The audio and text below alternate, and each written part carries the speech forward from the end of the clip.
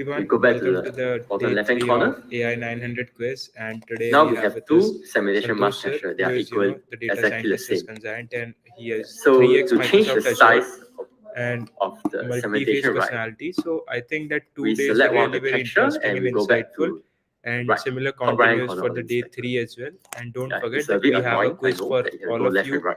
tomorrow on the Discord, But you'll where get used to it as top you 3 use the program. performers will be getting the So Microsoft to change the Swag. size, So all you have to do is just to have change the happy mask learning, size. and then you can revise the topics. So without So any delay, let's start if you with the notice, session.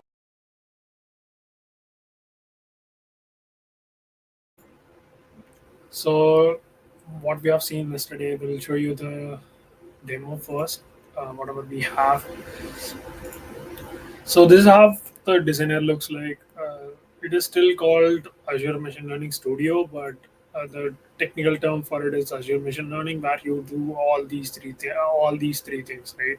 Only the designer is called the designer, but the naming convention has changed a bit. So just get used to it. So what you do in the first place is you need to have a data set, but if you don't have a data set, there are already existing data sets that you can use. Uh, so you can also do it from local file, data store, some web file, or from any open source data sets.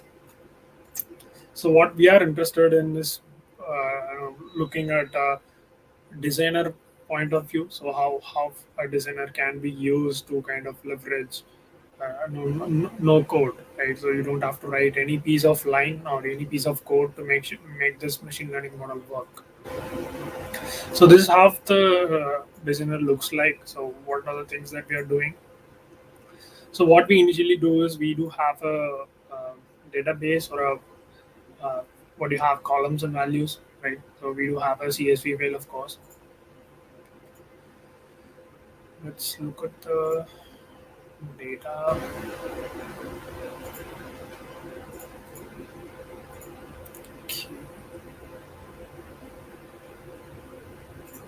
For some reason, okay, I do have a trained model, so I can show you that. I just trained it just before 30 minutes or so.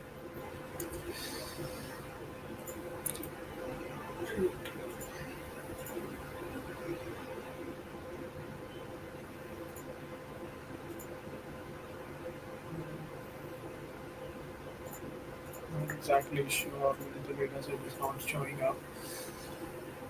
Anyway, so there is a data set that you can see the columns and values. So what we have here is the entire designer. So from the start, so this is the raw input that you have. So once we go to the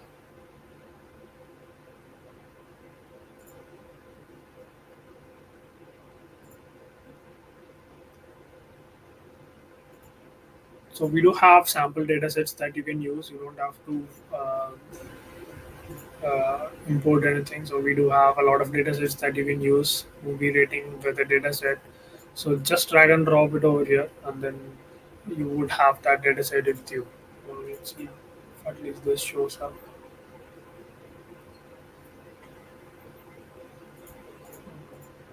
Very strange. Okay, whatever. So what you do is you just drag and drop whatever the data set that you have, what you want, load it out first in the datasets area. Then you can have this data set loaded. So whatever the data sets that you have loaded, like custom loaded, you would find it here. You can again drag and drop stuff. So what we again do after picking out this columns and values, right? So what we do. So these are the columns that you are picking. For instance, this data set is not visible. So what we do is we select all columns, we exclude this column, right? So this is the settings that we have. So you can customize settings, or you can have some comments on half the data set, what you're doing at this particular step. So this could be put into some context, so that you can really have some kind of a context where if you're coming to this after a long time, you're unclear what this step does, then you have to have a comment on what this step is doing. Great. So what we do is we select some steps. So let's say what we have yesterday is just two values, x and y. So let's say we are excluding few columns which are not needed for this. So what we do here is some kind of a data cleaning work. So what we do is we clear out missing. So what we have is, um, again, the data set is not available. I can't show you anything.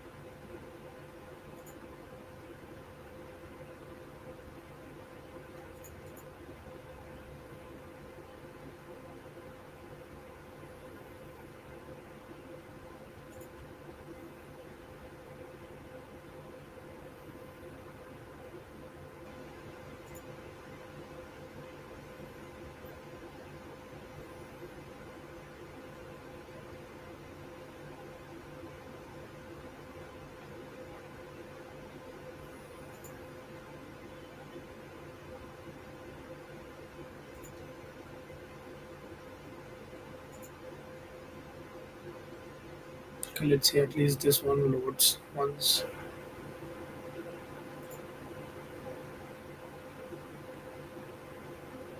Hmm, okay.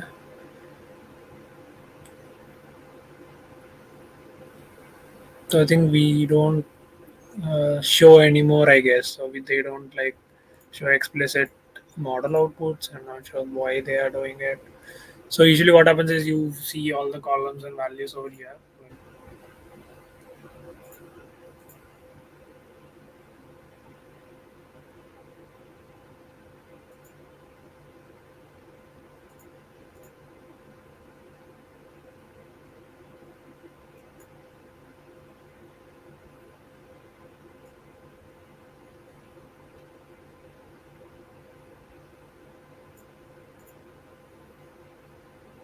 So which one I'm using? At the moment, crazy.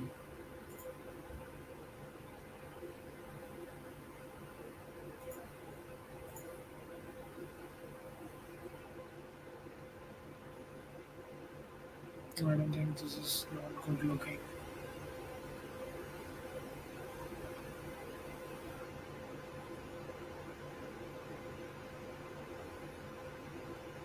I don't think you can understand in JSON format.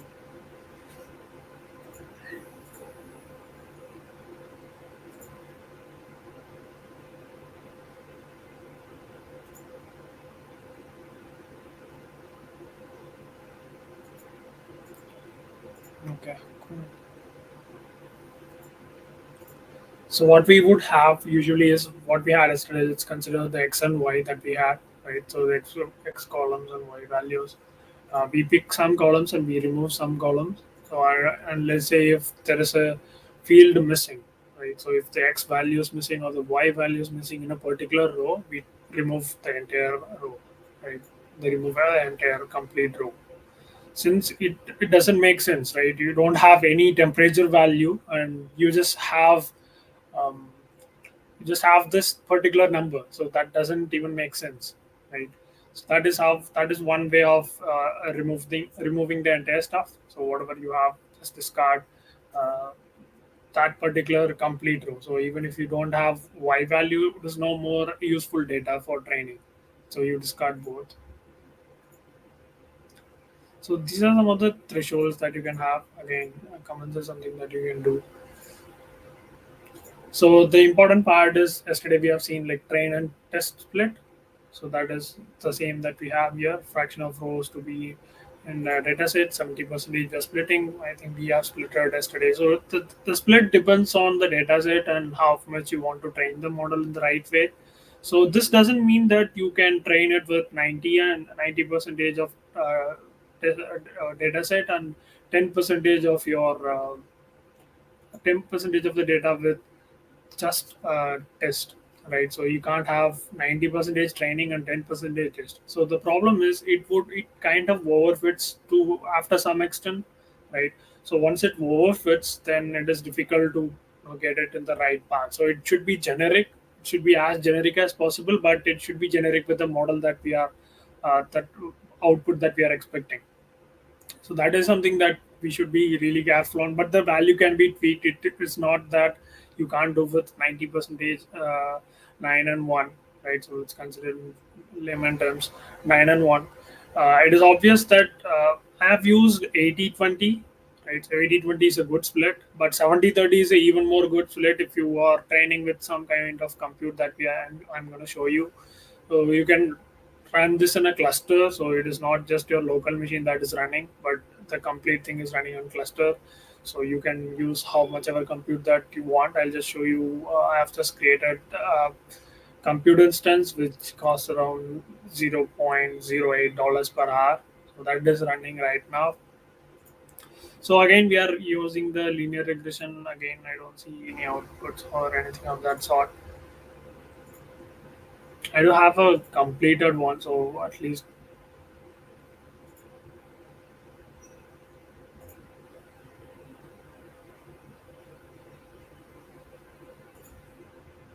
So this is the same pipeline that we are seeing here, the same one, but this one is already it has submitted, so it is asking me to resubmit this entire stuff. So what we do is we again split, and then what we do is train the model. So I hope at least we have some kind of a output. Okay, we have a text file.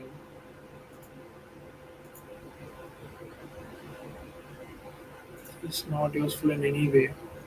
So it also runs a Python script. As you can see, it is not just some magic coming in. So what this step does, it's kind of runs the Python code underneath. Right? Obvious that whatever the model that you're selecting, and then it kind of generates. They have a generic script, the generic module which has a generic scoring and all these, and then it kind of runs that.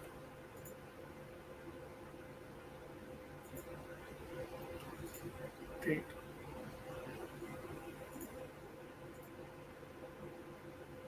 You can also see how much time it has took. So this is another part where we kind of score the model. I think we will have some kind of a metrics over here. So we do have the data sets, but I'm not sure why we can't just view it. So usually it happens. Not sure if it has changed just now or my system is not working for some reason.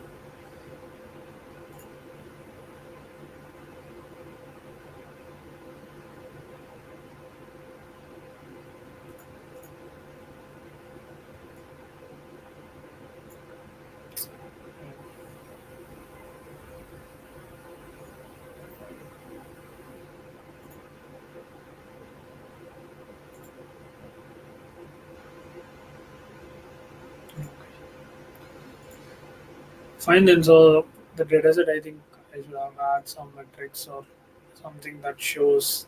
So we do also have some previews of the what it shows is they are building something, they are working on something with these tabs. So that is one thing. And evaluation of the model is kind of where you decide the accuracy and stuff. So at least we do have some numbers over here. So charts or the table, whatever you like, you can choose. So what we have over here is to understand this metric. So why we have the closer to zero, the value it is. The model, what we know from the classification model is we know that if this image is a dog or this image is a cat, we as a human we know that this part is this, but you can't visualize this part, right? Again, the data set is not available, so you can't visualize a line, right? So the line that you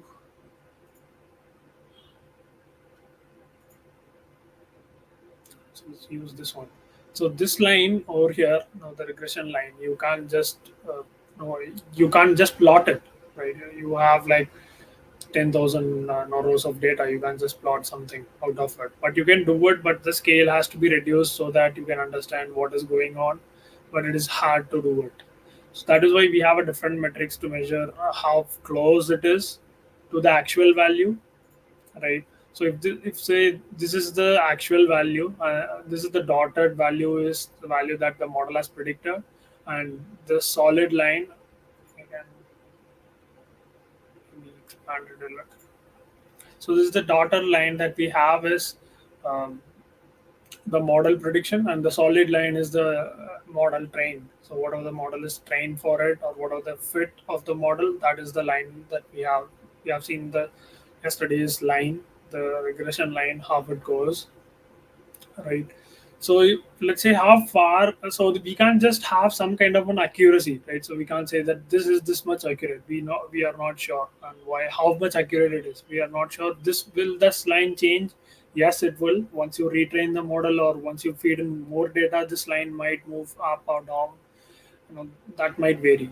So what happens, what we calculate on this particular, since we don't have any other metrics to calculate how far or how good the model is, what we try to do is we try to find the distance between this solid line, right? So this solid point of the same, what do you call, the same axis, right? So we just come down in the same axis in the same path.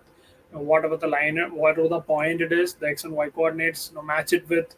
It is like basic, difference between 2 points, right? So you do have formula root of x, x2 minus x1, or some formula that I don't remember exactly. I think y2 minus y1 plus something, the whole square. So there is a formula to measure a distance. So you don't need to remember all these formulas. If you want, you can definitely do it.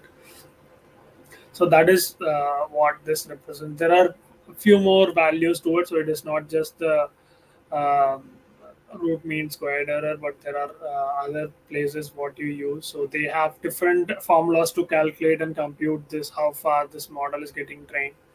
I think this would be the easiest one.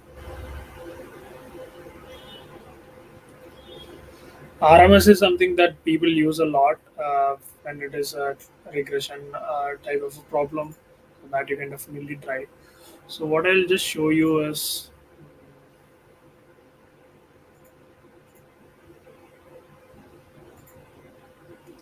so what you need apart from designer, right? So what you need apart from, so what you need is a compute instance. So we do have three, right? So one is the just the compute instance. You just get one CPU, I guess, and this is a compute cluster. Compute cluster is have where you have 10 machines. I think you can also choose the number of machines, I guess. You have to create one, but I do have one. So this is the basic one. So 0.08 dollars per hour. So it would cost you have like a 4 GB RAM machine, two CPU, and 16 GB storage. So my CPU is 6 cores and 16 GB of RAM. So it is obvious that it is the cheapest one that I could find. Uh,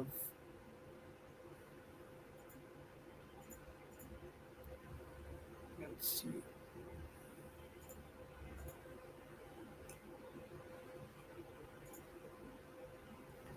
So this is the place where you select the compute, right? So this is the cheapest one that I could find. So when you go to the all options and maybe filter, it goes. Let's see GPU. What is the max that Microsoft can offer? So for if it is not enough, so you can always raise a code. So if you're a company, if you want something for your company usage, you can definitely reach out to Microsoft directly. You would get a dedicated machine. It's not shared by anyone. So you have a VM, which is or a virtual. The entire compute is given just to you. They don't share. They don't split the compute with anyone else. So that is another option. I'll just show you right now. Once we see the maximum code. So $13, 24 cores, 448 GB of RAM. So pretty nice, I would say. I think these people are not populated. So 48 cores, I think it is the max. I think there are hundreds, but I don't think they are showing it. They are showing everything. So even CPU side, if you don't want, what I found is the F1 that I think is the free one. This is the really basic one. I'm not okay. This one. This one is the really cheapest one, right? 0.08. I think this is the cheapest one I could find, which you can spin up and try your testing, right? So whatever I have, the previous run that I did was just this, the low tier model. So whatever, whenever the model thing runs, so yeah, I think it has run for. Go to the steps, you will see what is the duration. Right, 2 5. Just count. Okay, let's consider 10 minutes, right? So 10 minutes of compute of a simple model which is already there with a simple data set. So let's consider we have 10,000 rows, since we don't still see the rows for some reason. Not sure. This is where you see a table and then you see the columns and values, but for some reason it is not showing. I'm not sure if it is not supporting um, Firefox. I have to use Edge to kind of make sure that shows up. Not sure. Again, what we have seen is you have the starting of it. So what is a data set? You just split of what you want, right? Which column that you want to select, and what you do is do some kind of cleaning work. So this would be a category of work, right? So if it is if you don't know about this entire, Azure giving you this particular designer. So what a normal team would do is they would have a person who kind of collects the data from some endpoint, right, from some website or any place that they want to, and then they would clean. There's a person or the department for doing the cleaning analysis and ingesting the data into the database. That is a part of a data engineer work, and then you will have another engineer to clean the data. So that might also be a part of the data engineer work, validating and storing it in a database, or else you do it later. So ETL and ELT, so validation can be done later, or the transformation can be done later. If there is a date format that your company uses or all your system uses, then you can either port it out in a generic way, then you can format the date in your convenient way of your system, how your system functions, or you can just ingest the data. Whatever coming into my system should be in this format. So you can do it in either way. So this, until this part, your data engineer work would be, and then the data scientist, what he or she would do is they would see the data and try to understand what it does and what we can do with it, whether for this use case, whether this data set is valid, or do we have all the necessary things to do it. So all these validations and things are done, and obviously he can also take care of the ML engineer work someone is asking about yesterday. But if there is no dedicated machine learning engineer, then these two areas would be covered by the data scientist itself. So they would, try to kind of do the entire stuff. If it is a small scale company, then mostly they would be doing it, and the entire evaluation. And another aspect of this is you could retrain the model whenever you want, right? So you just hit resubmit. It is just asking for me what is the experiment that you want to choose and what is the job description, right? So just click on hit submit, and then there is another pipeline running. So I'll just go to the pipelines and see whether there's something else running, right? So the duration is 8 minutes and 16 seconds. So this is something that you can run and see for everything that you have you can create an endpoint to see, publish the entire pipeline, right? So whatever you want, if there's another system which monitors this particular pipeline and how much they are doing, then you can definitely see what is really happening.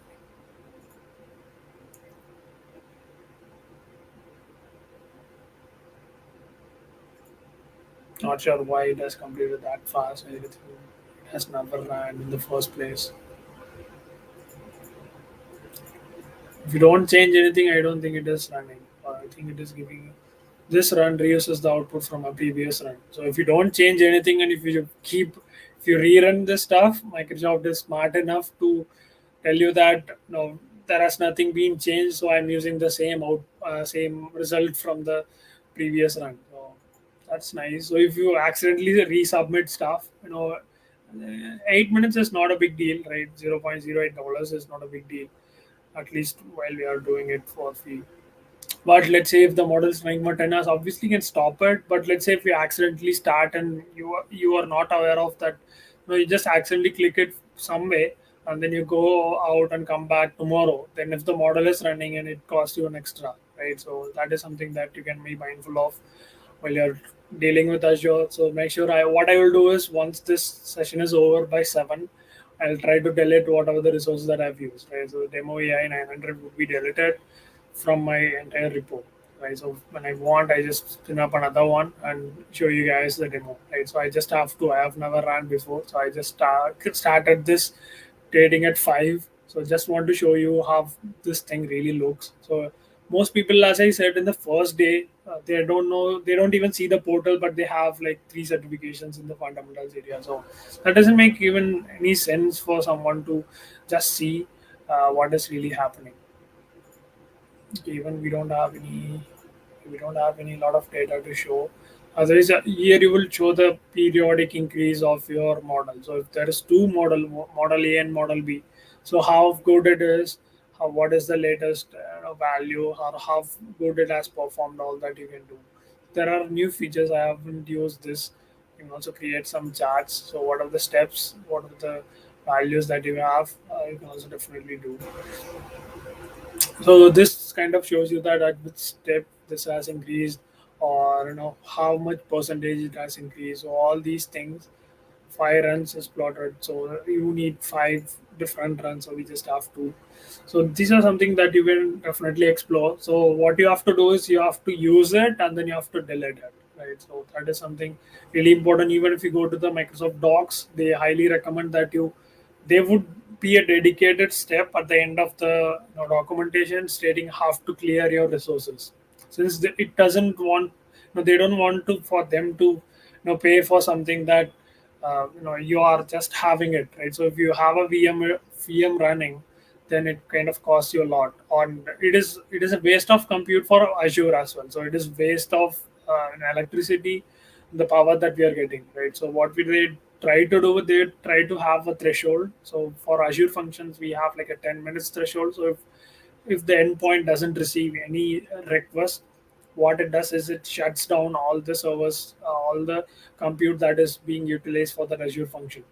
So if you have like 1 hour of duration, then you come back and you will have no servers or no compute running for your Azure function. So what happens is if you can just give a request after 1 hour, it would take at least 3 minutes to give you the output. Why? Because there is nothing running to serve your request, right? So they shut down everything.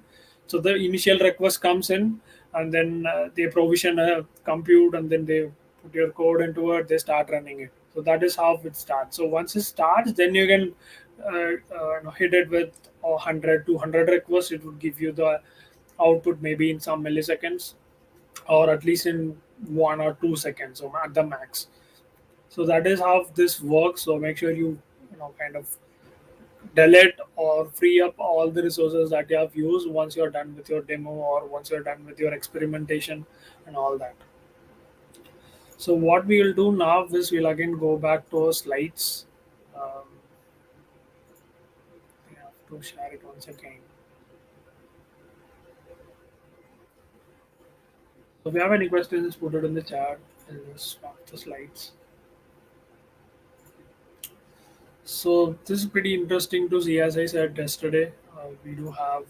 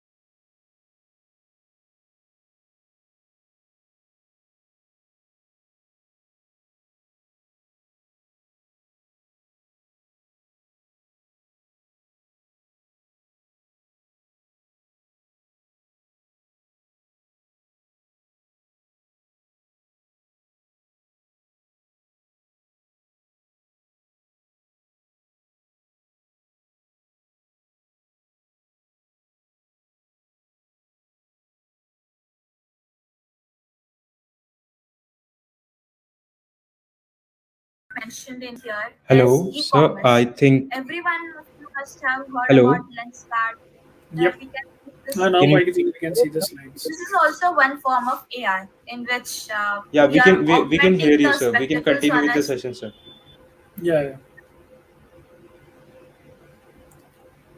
So what happens here is we'll try to understand the image part as we have discussed yesterday, how that image thing works, how you have an image. So we'll talk about most of the things that is out there for the subjective, but we'll try to understand what exactly they are.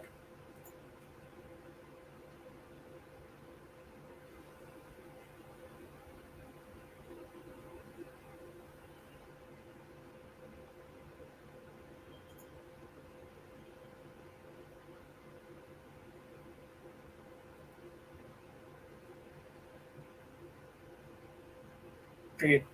So the first thing that you see as an image, right? So any image that you see anywhere, maybe on your mobile that you are seeing, or maybe the place that where you are looking at through some kind of a representation that you get from an image, whatever the image that you see from any place that you see, right?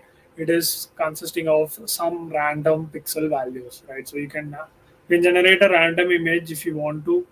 There are few ways that you can just to have some pixel values, just throw it out, and then you will have like a image to see, but this it won't be this sharp, right? So this sharp, and it won't be of this sort as well, but at least to some extent that you can see how the image looks like. So this is something is really fascinating to see how it kind of creates this color, right? So these are some random pixel values.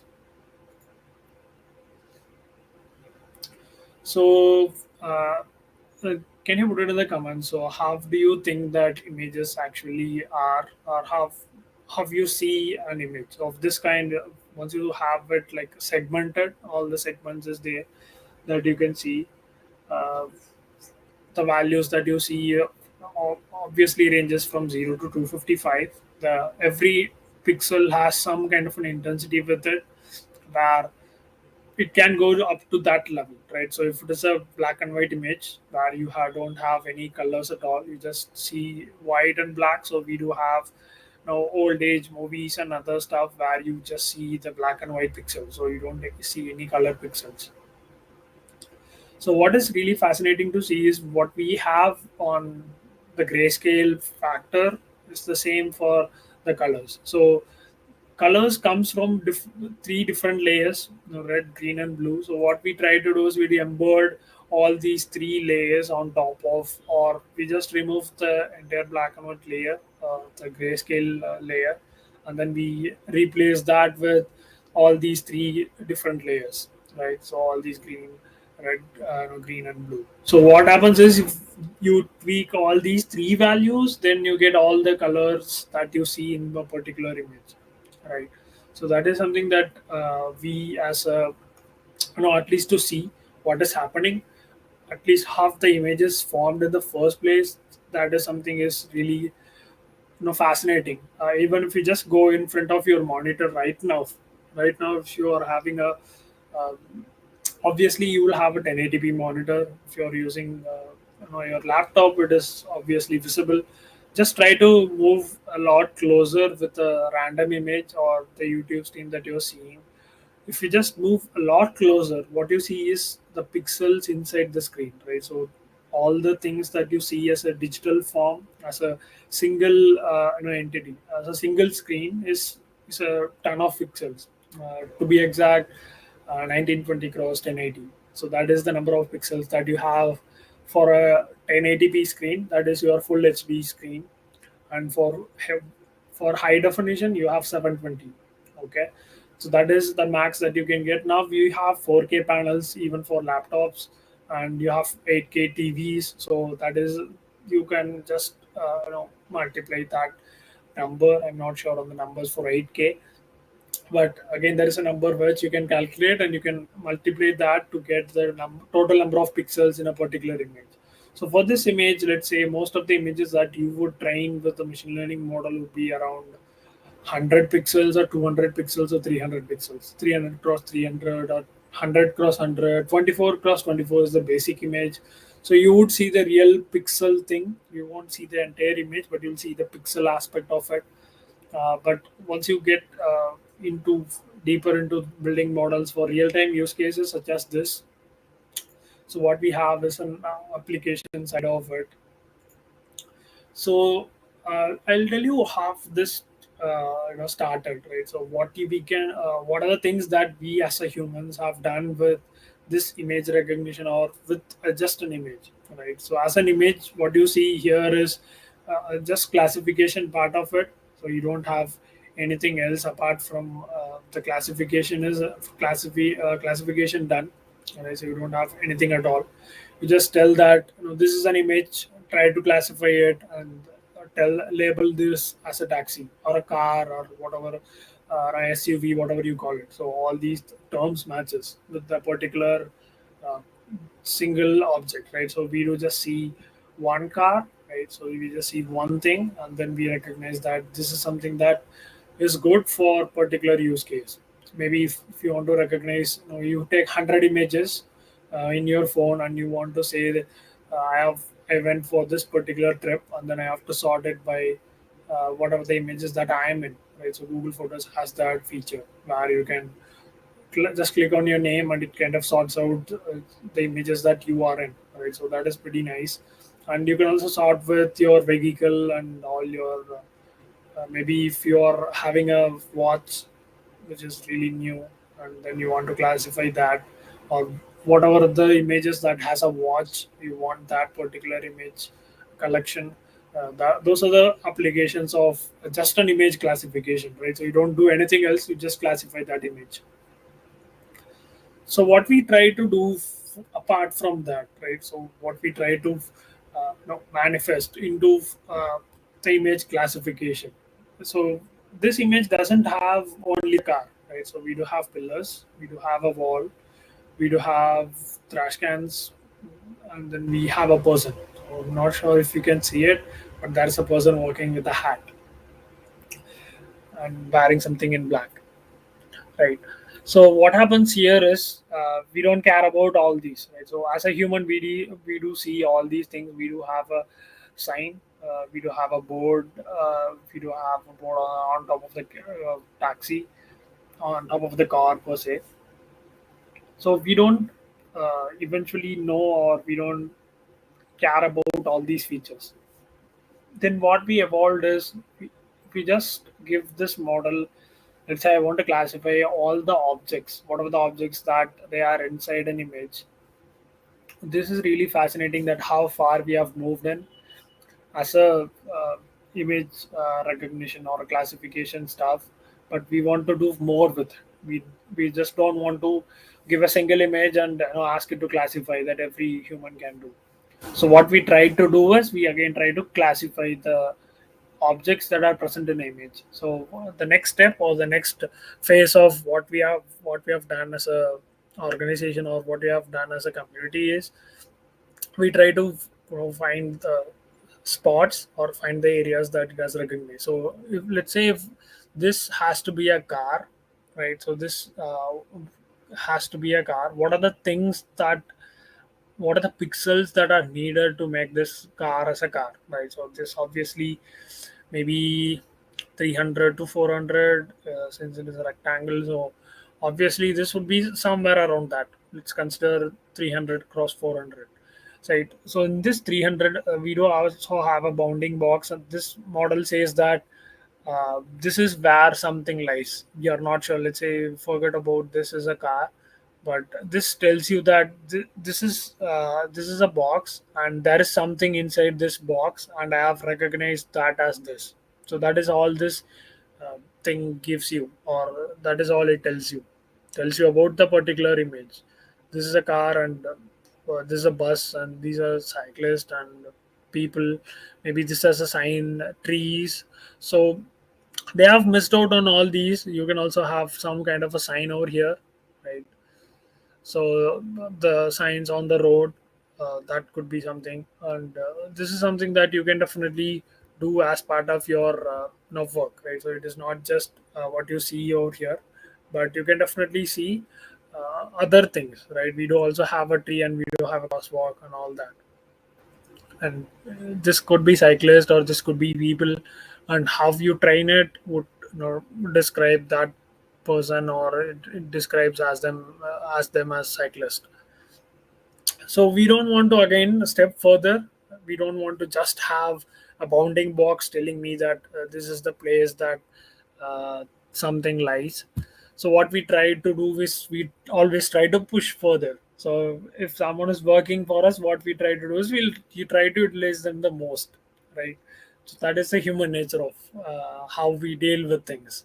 So what we try to do is we try to find out the exact pixels that is helping to form this particular person or an object. So what we have done is we try to find the exact pixels, but this is not exact, right? So it has some deviation. So you would have the lamp over here, but there are few um, plots of the blue color spread across. I hope my cursor is visible. Yep. So what happens here is we do have some deviations. So this is also not perfect. So we do have, we could have crossed of this size, and we could also have cropped it till here, right? So till here we could have cropped it. But the thing to understand is, at least for this image, it is fine to have some kind of deviations. But for this recognition, like an exact copy of it, so if you just copy that particular pixels and you enlarge it, and you will get that particular object as a whole, right? So that is some segmentation stuff happening, where you identify pixels rather than group of pixels. So you identify each and every individual pixels that forms some object. It is not just a car. You do also have a bus. So we do also have people over here. Right? Since this image is not clear, we don't see that, but we can clearly see we do have people over here, and there's another person walking. So it totally depends on how you have trained it. And as I said again, we don't want to just have some kind of random work done. So what we try to push it further again. So what we have done again is we try to understand the image with NLP, right? Natural language processing. What we try to do is we have an image, just give this an image. There could be a lot of descriptions for an image, right? So it is not just a person with a dog on a street, right? So it is a somewhat okayish, analysis. So you can also see, it is a traffic-free road with the person and the dog, right? So he's obviously walking, or he's holding a mobile phone. And you can also talk about the dog breed, and you can also talk about the signals that it is red, so he can walk. So all that is something that you can definitely point it out. It is totally based on how you train the model. So there are two aspects to it. So one is the image recognition. So what are the objects that this image has? So there is a person, there is a dog, this is a street, and we do have 3 cars, 4 cars. If you count one behind his hand, and we do have trash cans again. We do have buildings, glass windows. What else we have? We do have a huge, uh, you know, 50 or 60-story building. So all these are there inside image. What we are interested in is there is a person and there is a dog on the street, right? So this is all this classification gives you. So this image classification would give you there is a street, taxi, there's a building, there's a person, there's a dog. So what the NLP work is to extract all that and put it into a context. So it can't just tell person, dog, street. It would be really annoying to see a model doing that. So it is not a right way of training a model. So you can't just have all the words spread across to make a sentence. So you should have a proper sentencing done. So this is something is really good. And again, this is something we have done a lot. So once you push the boundaries to some extent, you can't just go further, but there is possibility. So what if I tell you that I can just use this image and make a video out of it? So just take this particular image, right? So this particular image, I can make it into a 3D image. So how cool it would be to make this particular single image. So you just give me a single image of any building or any place, and I can make a video or a 3D visual thing that you can walk through. So all you can see is the virtual reality where you can just swipe across the entire 360-degree view. You can see down, up the ceiling. You can just zoom in, all that. So that is something that NVIDIA is working on. I have seen some couple of that in the LinkedIn feed. So that is something that really fascinates about how much image you can do, and that is how people are trying to push it more and more, right? So you don't stop with something, right? So once we have invented steam engines, we don't want to we didn't stop there, right? So we do have electric cars now. So we didn't stop with, let's say if this is fulfilled, everything is running on steam, all the boat engines, all your railway tracks and trains are running on steam, all your cars and other things are powered with steam. It was good to some extent, right? So how you power the steam is another area to talk about. But again, how you have evolved from there. We didn't stop at that particular point once your use case is solved. So my use case is solved, why should I innovate? So that is not what we do as a human or as a community, for at least as a developers. And the final thing to talk about is the OCR. So OCR is, pretty much it is an older way of describing it. It has been here for a long time, and this is something not really new to us and how we see stuff. So this is something that we have seen a lot of places happening. When you take a photo of something, and you obviously have some kind of a response to it. If it is a printed text, as we see, printed text is easily recognizable. All the fonts that you have, it is easily recognizable. For others, it is really hard to recognize. So your handwriting stuff, my handwriting is really, I can write really good and really bad. So if you train a model and give it to me, I'll write a really bad stuff in the means of handwriting, right? So when you write faster, you would scribble a lot, right? So you can't even read once it is like a 2 day or 3 day, right? Once you take notes of something really fast, and then you come up to after a week or three, and then you see the text and you can't even recognize what they have written. Whereas if the context is gone, if the context, let's say you are attending a workshop of, let's say you're attending this workshop and you're trying to take notes faster, without knowing that this is a live, it would be taken down, it would be recorded, it will always be there. But just in case if you don't know that and you're trying to write down stuff faster, and then if there is an exam that you're taking here and you want to refer, there was a boot camp that I attended from Santosh. I'm searching for that, where it is, and if you take that and recap without the context of me having to tell all these things, then you wouldn't have any of the understanding. So that is really hard for a model to do, but there are sophisticated ways of doing it, right? There are models which can do it, but it's a bit harder than your printed text. You can find all the printed text, you can generate printed text for recognition. So for everything that it is out there, you need data that has to be that is driving all these machine learning. So another part that I missed out in the history of why now, why machine learning is now, and why we are creating and focusing on the models now, is you have abundant of data. So Google Photos is one of the largest collection of data sets that Google has, right? So whatever they do, they use your image. Even if they say no, they definitely do. It is obviously there. They have changed their terms and conditions for many times, right? So you just go to their page, see how far they have changed. It is the same case with WhatsApp.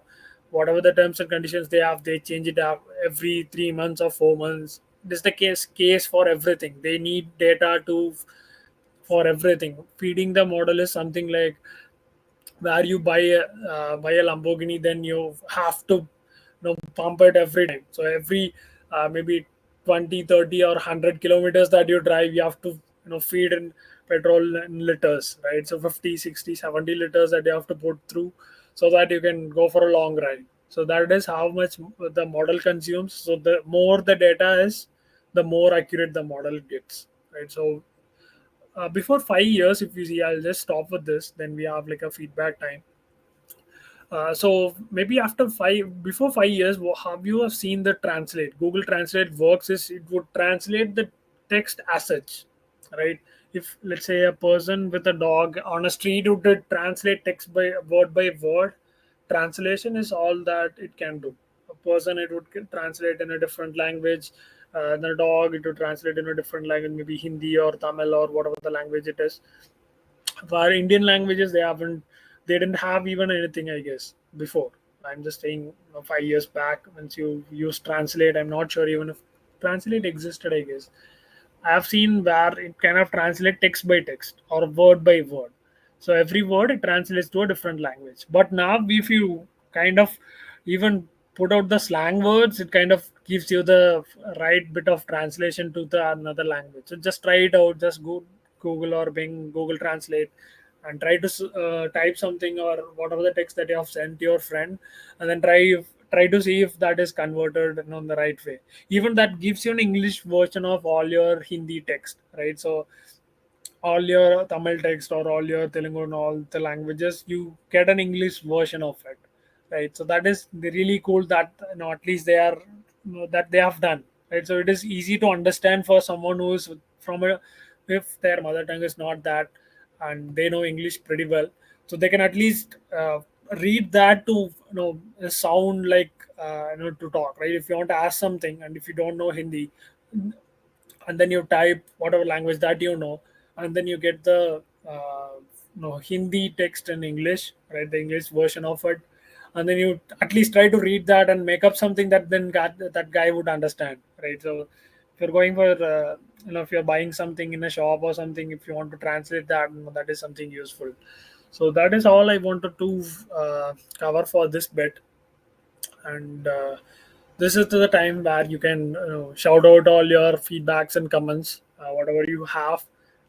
You don't have to fill out with your personal email ID if you don't want to. There is a anonymous thing that you can do. Just go to this link or scan this on your mobile. Just type it out, or I can also put it in the chat if you want to. I think it is easier to type. So Bitly ADC is Azure Developer Community, AI 900, and this is a second bootcamp. So just go there, fill out the form. If you want to ask something, this is the right time to do. We do have 5 more minutes. So if you have anything to ask or anything to clarify, you can definitely do it now. Yeah, so I do have one question. So Santosh, can we run Jupyter Notebook on a free, free student benefits with the student benefits? If you have a student benefits account, and can we run the Jupyter Notebook over there? Because when I was trying to do it yesterday, it was not running because I was not able to select the. It was saying when I was connecting the compute, I was not able to select the machine that I want to select. So, uh, what I think are we your have views about this? Okay, we did talk about this compute thing. It costs a lot to run, but I would prefer if you don't want to use Azure, you want to just try out stuff, not the designer, but you want to focus on building something, you can use Kaggle. So you have like a 30 hour of GPU time. You can definitely use that. It is pretty similar to it is. I think it is a direct replica of Jupyter notebooks. If you don't want to use Azure, you can use the Kaggle notebooks. You can just upload your notebook, upload your data set, and then you can start using their compute to train if you just want to do it for free. But as I showed, you need a subscription and you need a compute instance for spinning it up. So it, as I said, it costs around $0.08 per hour if you're running it. So if your model runs for let's say 20 hours, then it kind of you have to multiply that. So, but better if you want to experiment with a designer, then I would highly recommend you go with Azure Machine Learning Designer to call your designing part, put the model, feed it in, just hit run. So you don't have to do anything. But the Jupyter Notebook, the problem with the Kaggle is you have to keep it on always, and you have to do some kind of an activity. So if you don't do it, it kind of stops. So that is something you should be mindful of while you're doing using Kaggle. I think it is 20 minutes or so. If you don't leave it as such and you go back and come, then the notebook would be stopped. So it is like a free compute that they are giving. So they don't want you to kind of run whatever you want or whenever you feel like you want. So what they do have like a limit cap. So that is something that you can definitely leverage. But for this, you need to have a valid subscription and you have to definitely pay for it. So that is the only disadvantage of using it. It's not like a disadvantage, but it is not difficult for a student to get have a credit card, and it won't cost you a lot. It might be 10 rupees or 20 rupees a month. If you have like a compute which is running, you won't run it for hour, right? So as we have the previous thing that I told, it was running for 8 minutes. So it won't cost you a lot, maybe 20 or 30 rupees per month. If you are shutting down on time, let's say you are using it for 2 hours, 3 hours, you work on some prototype and then you shut it down, then I think it won't cost you anything. It would be zero on your credit card. When you want to pay something, it would be zero, of course. But you should be mindful of when you have to complete it. You try to shut it down and use other resources which is free. Yeah, okay, that's a perfect answer. So that's why I was confused about why I'm not able to select the, because yeah, this is the right answer. So thank you for giving clearing the doubt. So if anyone has any doubts, you can just drop down in the comment section. Otherwise, we can wrap up this bootcamp right now. And guys, we will be having a quiz for you all on the bootcamp that Santosh has covered. The syllabus he has covered on AI 900. And if for getting the certifications, certification vouchers, you can join our Discord server link. Let me share it. So it's bit lead is a Discord. Discord. So you can just join Discord server link, and yeah, so you can just join Discord server link, and there is a channel hashtag AZ certification. Go over there. You have to perform certain steps. You have to put in your LinkedIn profile. You have to put Microsoft Azure certificate, Azure as your skill, and then you will have to put your LinkedIn profile into one form. So complete all those steps. Everything is mentioned there. Even for your reference, there is a video. So complete all those steps, and you will get your certification voucher in an week. Okay. So thank you guys. Thank you for joining in. Okay. So when we have one question, is data science just a hype that will die down and slowly become a part of daily role of software engineering? Okay, pretty interesting one, I would say. It won't be just it is like a role of software engineer is a pretty generic term. So now if you see as a software engineer, everybody does the same role, right? When you see 10 years back, everybody is called. There is no good role of data engineer. Even if you are downloading file from an FTP server and then dumping it into a database, you will be still called a software engineer. So this naming convention has changed, but software engineer is a pretty generic term. So you have to classify yourself as a full stack. Even in full stack, they would call them as full stack, but the role exactly what they're working inside a project would be on backend. They would be working on Node, they would be working on Express, or they would be focusing on the React side. So even if they are called full stack engineers, again it goes for data scientists as well. So in smaller companies, data scientist is a huge role where you have to do the end to end, right? So you start from the data fetching till model deployment, a data scientist would do. But obviously, in larger corporates such as Google, Microsoft, and all that, data scientist again a generic term for them. You do have ML engineers, we do have data engineers for feeding, we have ML ops for deploying it and monitoring it. So you have different roles inside a single. This role can be split up. Data scientist role has been split up into all these three. Data engineer would do the data validation cleaning part, and then you will also have these ML engineers specifically training the model and deploying it. We have the ML ops, so the machine learning. You have DevOps. It is similar to MLOps where you deploy the model and you try to monitor it. You have the metrics, you measure it. So this is a generic term, and it is not like a hype. It is a different branch of. It won't be becoming a software developer role, right? So software developer again, it is a pretty generic, and it won't die anyway, right? You would have something to build upon. As I said, how we have evolved in all these image classification. We just came from image classification to face recognition.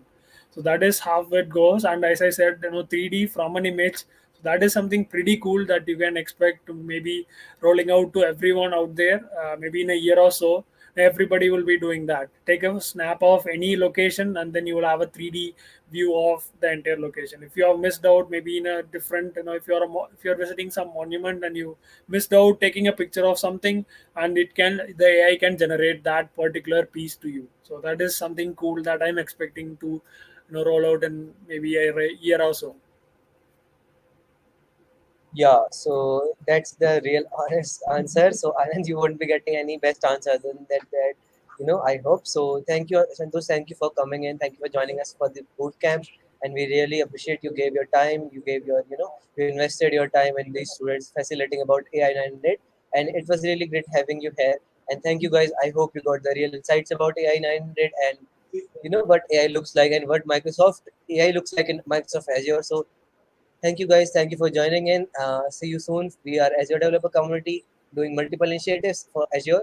So see you guys. See you then. Bye bye. See you guys. Take care.